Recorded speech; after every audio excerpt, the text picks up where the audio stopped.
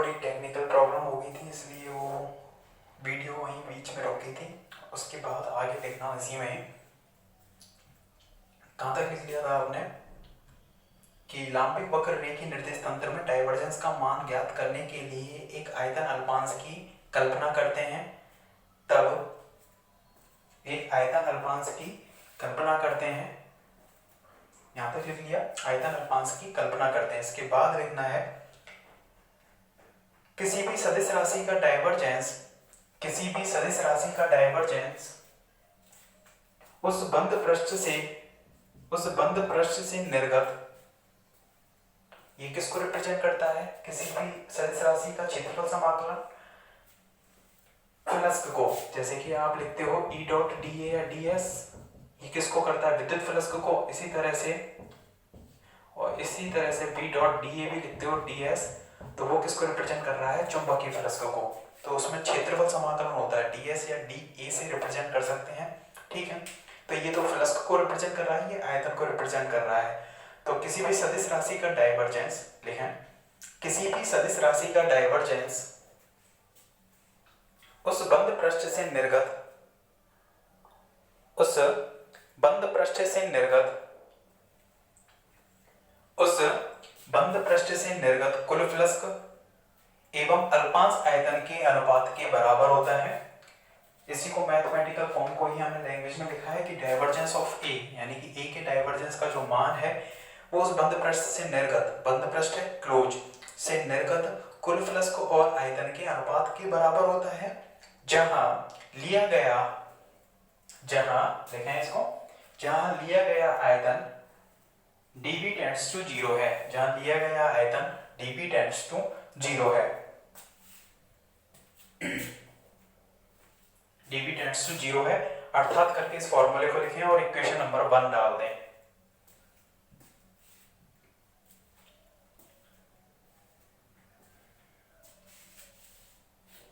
Equation number 1 डाल दें।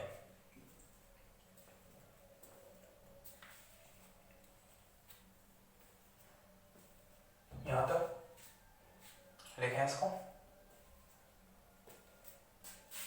और इस इक्वेशन नंबर 1 को लिखने के बाद इस बॉक्स को बनाएं आराम से, और इसको बॉक्स के जो पॉइंट हैं इनको नाम दे देना सभी को, ए बी सी डी, इसको दे दिया ई एफ जी, और इसको बोल दिया एच। इसी तरह से दे देना ताकि आगे मिस्टेक ना हो।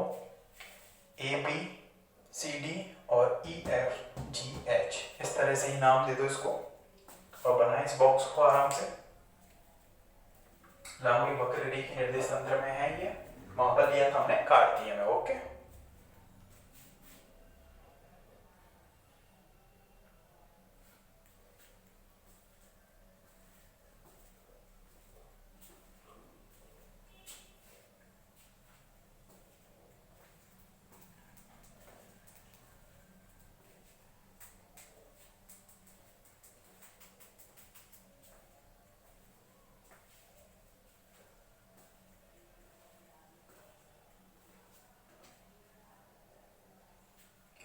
को कंप्लीट करने के बाद अब देखिए हमें इस फॉर्मूले के लिए क्या चाहिए। एक तो dv चाहिए, यानी कि इस घनाभ का आयतन कितना होता है? लंबाई गुणा चौड़ाई गुणा ऊंचाई। और इस बॉक्स को जो लिया है इससे संबंधित टोटल हमें क्या चाहिए? फ्लक्स का मान चाहिए, यानी कि integration of A dot D S की वैल्यू।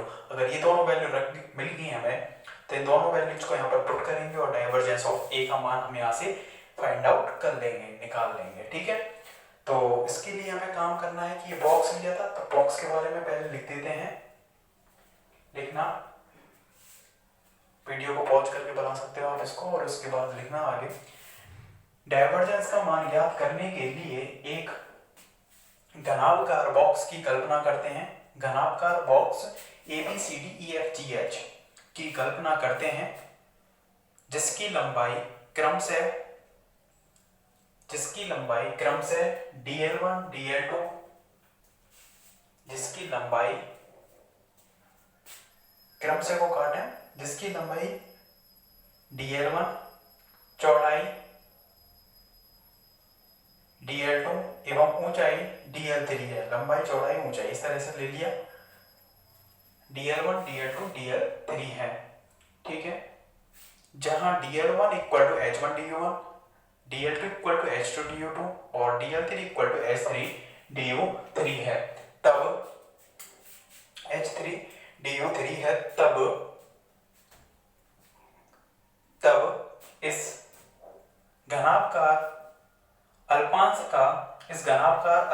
का आयतन यानी कि dv की वैल्यू कितनी हो जाएगी, लंबाई गुणा चौड़ाई गुणा ऊंचाई, यानी कि dl1 dl2 dl3, तो h1 h2 h3 आएंगे, तीनों को एक साथ लिख दिया, h1 h2 h3 du1 du2 और du3, इक्वेशन नंबर इसको डाल देना 2, dv अल्पांश आयतन आ जाएगा ये इस तरह से।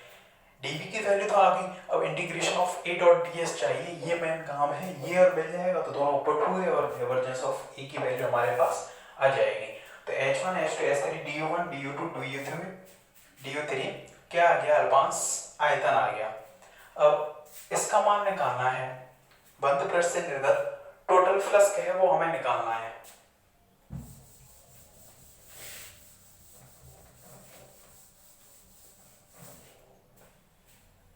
सेकंड इक्वेशन के बाद लिखना है, यहाँ पर सेकंड इक्वेशन लिख ली, इसके बाद लिखना क्योंकि integration of A dot ds इस बंद पृष्ठ से संबंधित टोटल फ्लक्स होगा कि एक सदिश क्षेत्र है। सदिश क्षेत्र से मतलब क्या है कि इसमें से होकर सदिश रेखाएं जा रही हैं, कोई भी जा सकता है, जैसे यहाँ पर कोई चार्ज रखा हुआ है प्लस क्यू, तो उससे निकलने वाली जो रेखाएं होंगी तो उससे इलेक्ट्रिक फील्ड होगा।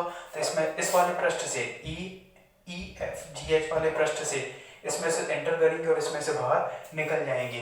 इस तरह से हम u1 दिशा में बात करेंगे, इसी तरह से u2 दिशा में बात करेंगे, इस तरह से u3 दिशा में बात करेंगे, क्योंकि हमें टोटल का निकालना है, क्योंकि क्लोज सरफेस है। तो इसके लिए हम क्या करते हैं, φ1 यानी कि φ1 दिशा में u1 दिशा में निर्गत फ्लक्स, u2 दिशा में निर्गत फ्लक्स और u3 दिशा में निर्गत फ्लक्स, जो ये होगा इस तरह से लिखा जा सकता है। और इसके बारे में लिखते हैं ना, जहां φ1 u1 दिशा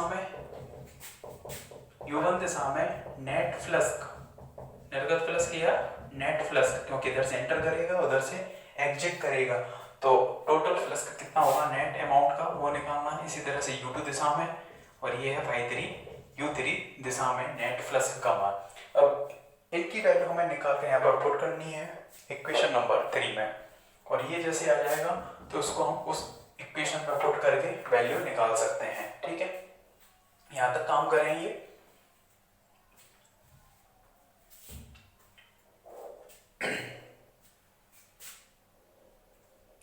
अब देखिए इस बॉक्स के सेंटर पर इस सदिश राशि के घटकों का मान था a1 a2 a3।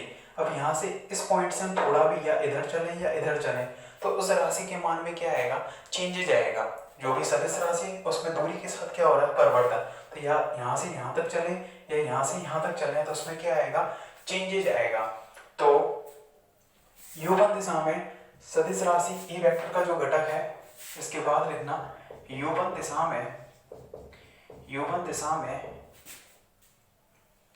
ए वेक्टर का घटक कौन सा है, e1 है। e1 में दूरी के साथ परिवर्तन, e1 में दूरी के साथ परिवर्तन, ध्यान से देखना इसको।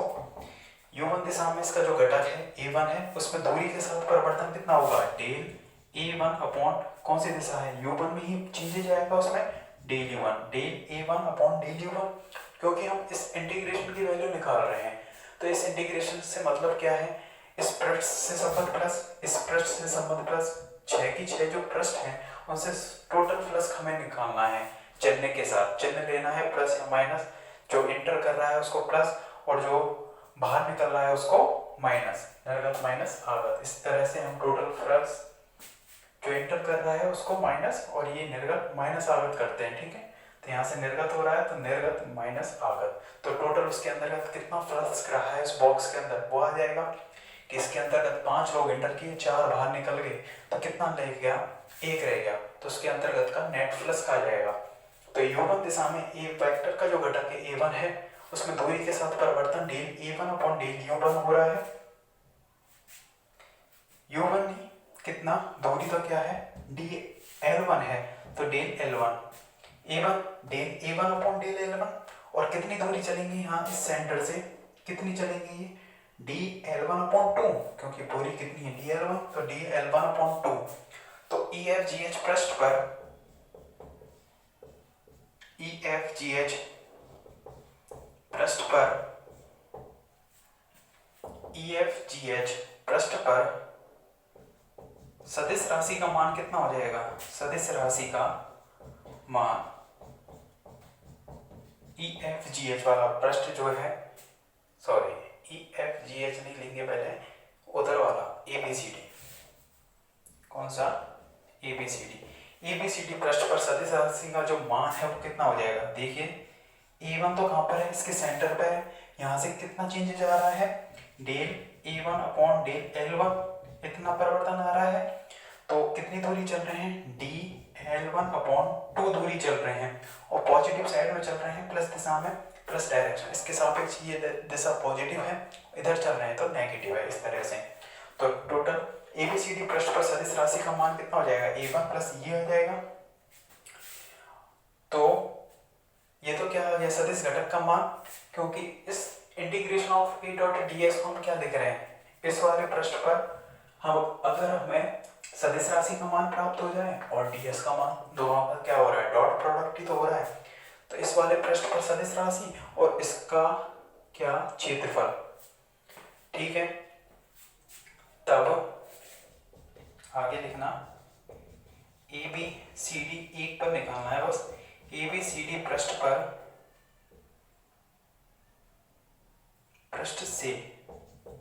ABCD पृष्ठ से निर्गत फ्लक्स कितना हो जाएगा, ABCD पृष्ठ से निर्गत फ्लक्स कितना हो जाएगा। सदिश क्षेत्र में इस बॉक्स को रखते हैं, इधर सेंटर कर रहा था, इससे बाहर निकल रहा था, तो निर्गत फ्लक्स का कितना हो जाएगा, फ्लक्स को कितना लिख रहे हैं A डॉट ds, तो ए का मान तो कितना है सदिश राशि का उस पृष्ठ पर del A1 upon del L1 और डी L1 अपॉन 2, और इसका क्षेत्रफल कितना हो जाएगा लंबाई इंटू चौड़ाई DL2 और ये वाला DL3, ये इंटू ये, तो DL3 है DL3 इंटू DL2, ठीक है, बाहर इसका मल्टीप्लाई कर दिया क्षेत्रफल का, इस तरह से ये आ जाएगा। पॉजिटिव दिशा में चल रहे हैं तो पॉजिटिव और नेगेटिव चल रहे हैं तो नेगेटिव, ठीक है। ये भी क्या रहेगा, यहाँ पर पॉजिटिव रहेगा, क्षेत्रफल का इसमें क्या कर दिया हमने मल्टीप्लाई कर दिया, यहाँ तक हो गया, लेकिन यहाँ तक पहले। तब ABCD पृष्ठ से निर्गत फ्लक्स कितना हो जाएगा, सदिश राशि का मान इंटू क्षेत्रफल, सदिश राशि का मान इंटू क्षेत्रफल,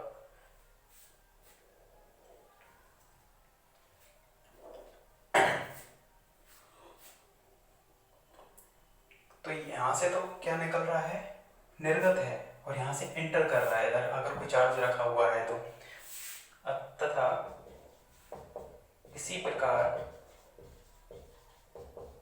EFGH जो पृष्ठ है से आगत जो फ्लक्स होगा, इधर से आने वाला है U1 दिशा में, आगत फ्लक्स कितना हो जाएगा बताओ, फ्लक्स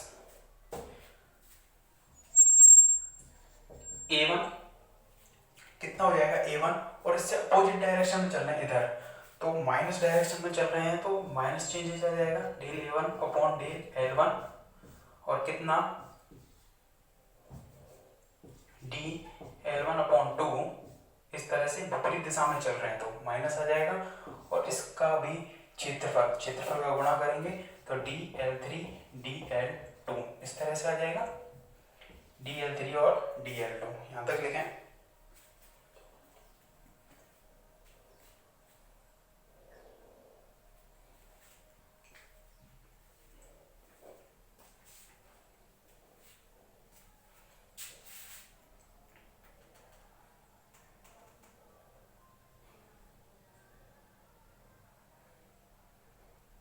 पूरा करें यहाँ तक, मतलब टोटल फ्लक्स निकालना है, तो टोटल फ्लक्स कितने पृष्ठों से मिलकर बना है, इसमें 6 पृष्ठों से मिलकर बना हुआ है, तो प्रत्येक पृष्ठ पर हमें फ्लक्स का मान निकालना है कि प्रत्येक पृष्ठ से निर्गत फ्लक्स कितना है, और उन सभी को क्या करना है, चिन्ह के साथ ऐड करना है। तो इससे निर्गत फ्लक्स का अगर हमें निकालना है इस वाले पृष्ठ से, यहाँ से फ्लक्स निकल रहा है, तो इस पर सदिश राशि का मान कितना आया, ये आया इतना, और उसमें क्षेत्रफल का मल्टीप्लाई कर देना, तो क्षेत्रफल कितना हो जाएगा उस पृष्ठ का फलक का लंबाई इंटू चौड़ाई, उससे निकाल दिया। तो एबीसीडी जो पृष्ठ है उससे तो निर्गत है, और इधर वाला पृष्ठ है उससे आगत है। तो हम ये कह सकते हैं कि U1 दिशा में नेट फ्लक्स का कितना हो जाएगा, इससे आगे लिखें, U1 दिशा में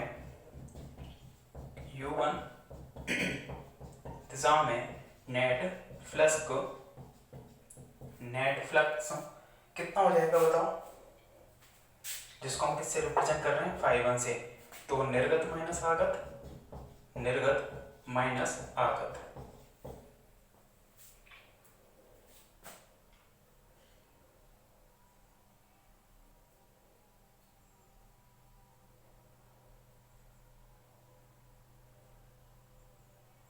अरे ये चीज समझ में आई या नहीं आई कि del A1 upon del L1 इस तरह से किस तरह से चेंजेस में इस सदिश राशि में लिया है इसको। देखिए कि डेल L1 दूरी चलने पर चेंजेस कितना आ रहा है, यहाँ पर अगर अल्पांश दूरी डेल L1 चले तो डेल A1 चेंजेस आएगा, तो इकाई दूरी चलने पर del A1 upon del L1 हो जाएगा। तो हम टोटल कितनी दूरी चल रहे हैं, dl1 अपॉन 2 चल रहे हैं, तो उसका क्या कर देंगे, यहाँ पर मल्टीप्लाई कर देंगे। इस तरह से दिया है, अगर पॉजिटिव में चल रहे हैं तो प्लस लेना है, और नेगेटिव डायरेक्शन में चल रहे हैं तो माइनस लेना है। इस चिन्ह का ध्यान रखना है, प्लस और माइनस का, ठीक है। Opposite direction minus, positive direction plus. तो निर्गत माइनस आगत, तो φ1 इक्वल टू निर्गत किससे, ABCD से, और EFGH से आगत है, तो निर्गत फ्लक्स माइनस आगत फ्लक्स, यानी कि इस वाली क्वांटिटी को हम घटाएंगे इसमें से। तो इसको ऊपर करता हूं मैं,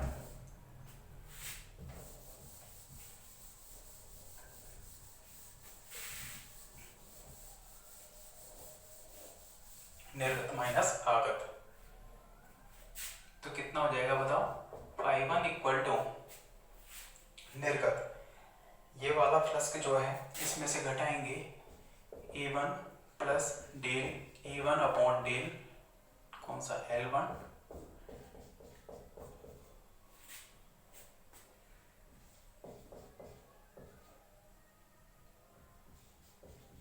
और इसमें से इसको घटा देंगे A1 माइनस के del A1 upon del L1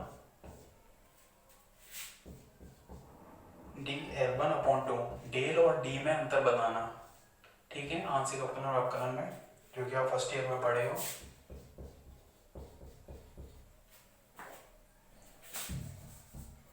ठीक है, तो φ1 कितना हो जाएगा, dl2 और dl3 को हमने क्या ले लिया, वहां पर कॉमन ले लिया, A1 से A1 क्या हो जाएगा, कैंसिल आउट, और माइनस माइनस प्लस होगा, इसको 2 टाइम्स लिखेंगे, तो कितना हो जाएगा, del A1 upon del L1 dl2, ठीक है, हाफ हाफ है, और बाहर हो जाएगा dl1 dl2 और dl3, इस तरह से आ जाएगा। अब यहाँ पर इसको अगर हम खोलें तो डेल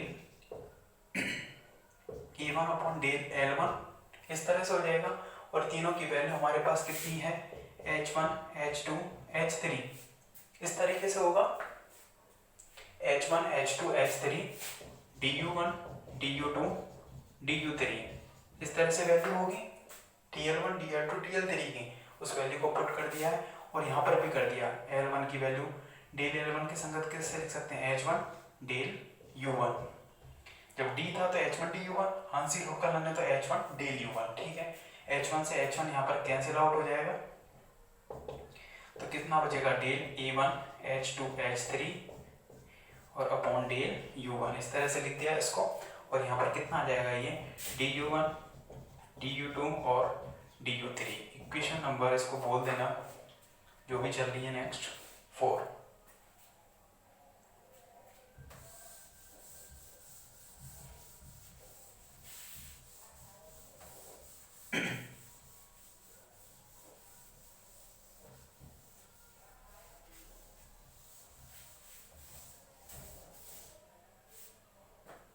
यहाँ तक लिखते हैं इसको, तो φ1 यानी कि u1 दिशा में निर्गत फ्लक्स आ गया। इसी प्रकार u2 दिशा में निर्गत फ्लक्स यानी कि φ2 u2 दिशा में निर्गत फ्लक्स कितना हो जाएगा। तो सिमिलरली लिख सकते हैं डेल अपॉन u1 की जगह u2, a1 को चेंज करना है a2, आगे आगे बढ़ते जाओ, h2 है तो h3, h3 है तो h1, इस तरह से साइक्लिक ग्रुप में चेंज करना है 1, 2 और 3 को, इस तरह से साइक्लिक चलते जाना है। वो अपने आप लिख देंगे a1 की जगह a2, h2 की जगह h3, h3 की जगह h1, 3 के बाद 1, इनको चेंज करेंगे तो वही बन जाएगा du1 फिर du2 और du3, क्वेश्चन नंबर 5। और इसी तरह से φ3 हो जाएगा हमारे पास del upon del u3 a3 h1 h2 du1 du2 du3, question number 6। और तीनों से हम वैल्यू रख देंगे समीकरण 4 में, समीकरण 4 में सॉरी 3 में 4 5 6 से मान रख देंगे। तो हम वैल्यूज को पुट करिए तीनों को, समीकरण नंबर 3 में वैल्यूज को पुट करिए इनको।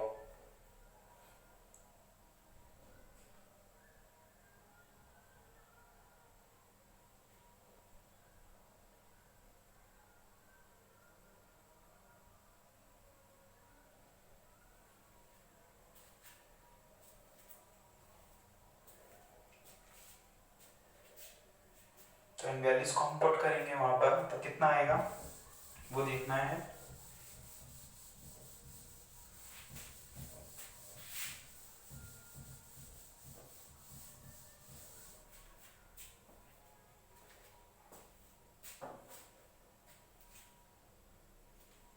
इन वैल्यूज को पुट करने के बाद जो integration of a dot ds की जो वैल्यू हमारे पास बनेगी वो कितनी बनेगी, φ1 प्लस φ2 प्लस φ3। तो तीनों में से ये वाली चीज कॉमन लिख जाएगी, तो टोटल हमारे पास जो फंक्शन आएगा वो कितना आएगा, del upon del u1 a1 h2 h3 plus del upon del u2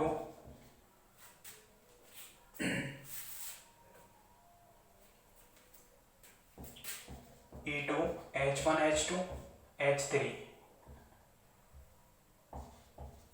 plus del upon del u3 a3 h1 h2। ठीक है, यहां तक लिखें इसको।